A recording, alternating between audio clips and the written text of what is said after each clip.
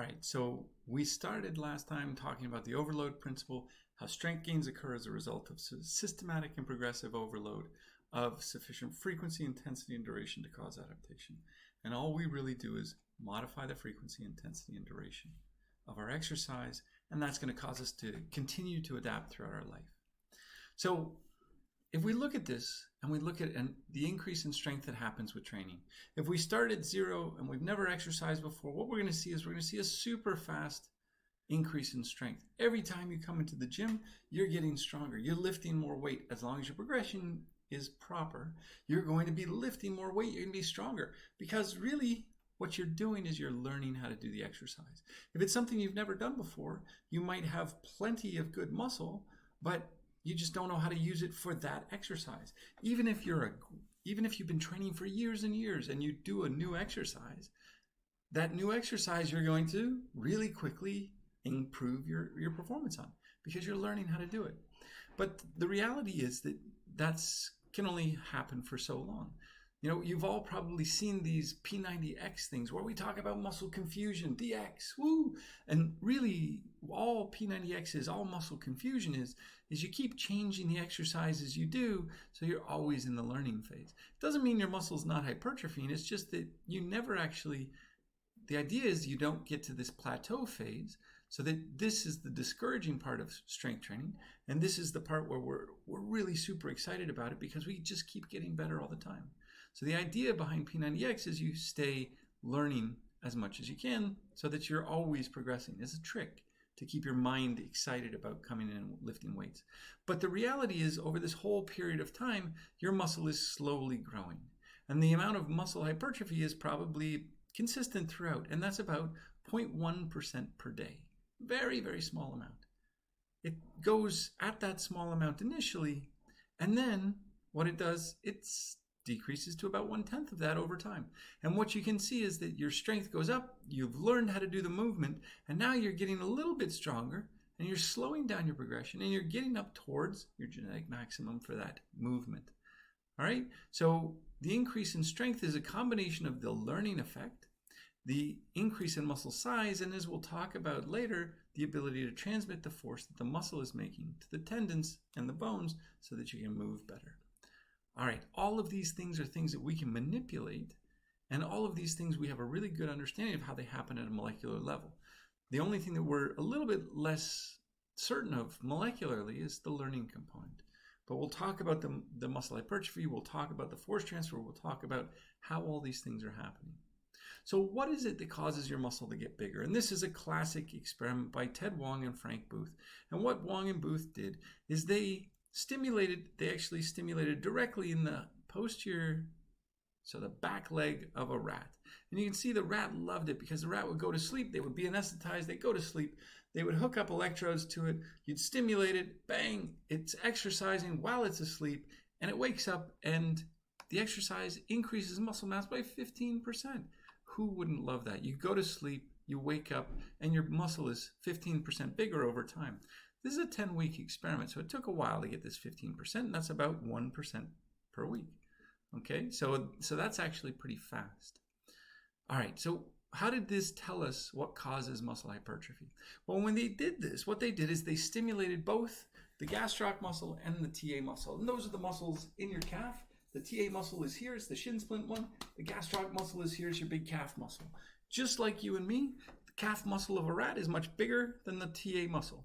So when there's no weight, what happens? We stimulate them all at once, and the bigger muscle is going to cause the leg to kick out. And so it's like, basically, it's like playing tug of war with your older brother when you're a little kid. You're pulling as hard as you can, but because your bigger brother is bigger than you and stronger than you, they're going to always be able to pull it. And so what that means is the TA is always undergoing the same load, because it's the load that's being given to it by the calf muscle, the gastrocnemius.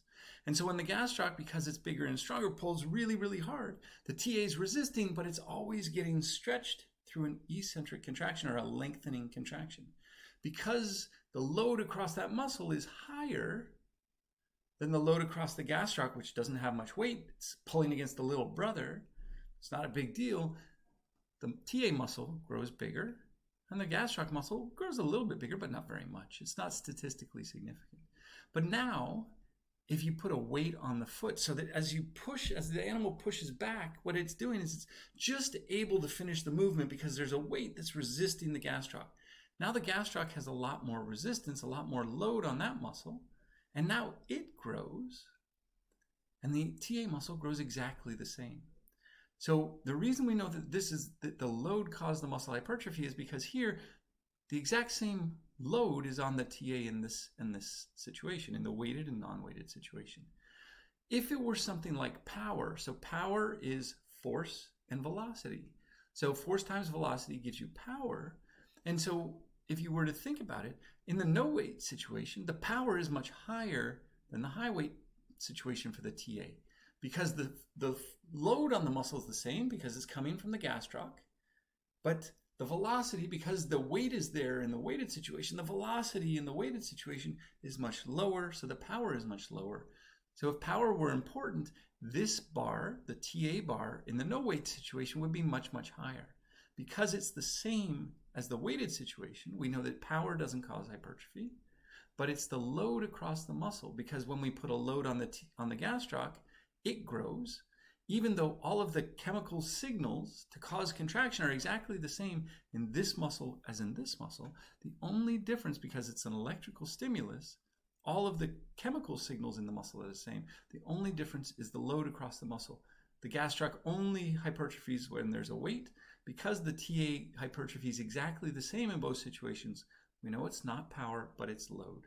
Okay, so in a muscle, the greater the load, the greater the hypertrophy.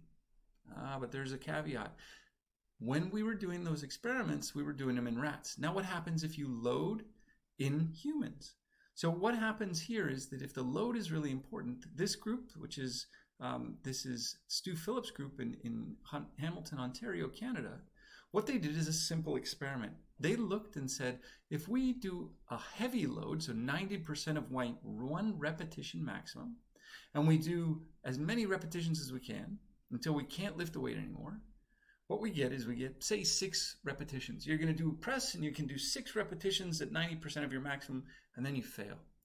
Well, now they're going to do some math, and they're Canadian like me, so they try and make the math easy. So 30% of 1 rep maximum. So if we match the amount of work, and work is the load over distance, now if I want to do the same amount of work, 90% to failure, all I have to do is I have to multiply the number of repetitions here by 3, because it's 1/3 the load. Okay, so if I did 6 repetitions at 90, I'm going to do 18 repetitions at 30% of my 1 rep max. Really, really light. And so the really, really light one, yeah, you go along, no problem. But you finish, you've work matched, and it's not been a big problem. You don't go to failure. But then they said, well, maybe there's something special about going to failure. So let's do a third group where they lift 30% of the weight of their 1 rep max and they go to failure. This is the group that nobody wanted to be in, because you're lifting weights in the gym, you have a little tiny weight, and at the end you're struggling, you can't lift it, and you look like a real idiot. But the result was really interesting. If you did 90% to failure, your protein synthesis, and we'll show you later that your muscle hypertrophy, went up a lot, significantly. Okay, it went up 3-fold. If you did the exact same amount of work, but you only used a low load, you actually didn't see the same increase in muscle protein synthesis. If you did 30%, so a low weight, but you went to failure till you couldn't lift it anymore, look what happens. You get no statistical difference between 90% and 30%. So how does this work? In the rats, we saw that the load was really important. The greater the load, the greater the hypertrophy. But in people, we see that it's going to failure, and the load doesn't really matter. So what's the difference? The difference is this. When we did the rat experiments, we used electrical stimulation. So we stimulated the muscle, and when we did it, we stimulated at a frequency that recruited all of the muscle fibers within the muscle. We're lazy as humans. As lazy humans, what we do is we only use as many muscle fibers as we need to lift the weight. The only time in humans when we use all of the muscle fibers that we do when we stimulate our muscle electrically. The only time that we do that is when we lift to failure. At failure, you're using every single muscle motor unit within that muscle, so all of the muscle fibers are contracting at the same time. All of them feel the load. So at failure is the only time that we recruit all the muscle fibers in a human. So now if we lift a heavy weight and we go to failure, we will see the greatest effect. It's not statistically different here, but we do see a greater effect. And so when they did this over time, they did 30% of 1 rep max for 3 sets, 80% of 1 rep max for 3 sets. All go to failure, you get the exact same increase in muscle volume. So the increase in muscle size is the same. When they only did 80%, but they did it for 1 set, they got an increase in muscle size, but it wasn't as big as when they did the higher volume. But when you looked at the strength gains, what you saw is that the 80% of 1 rep max for 1 set was the exact same strength gains as the 80% for 3 sets. And the 30% for 3, even though the muscle size grew, the strength didn't grow as much as the 2 ones lifting heavy weight. So what we know is that if you want to increase your mass, the volume is important. If you want to increase your strength, it's only the load that's important.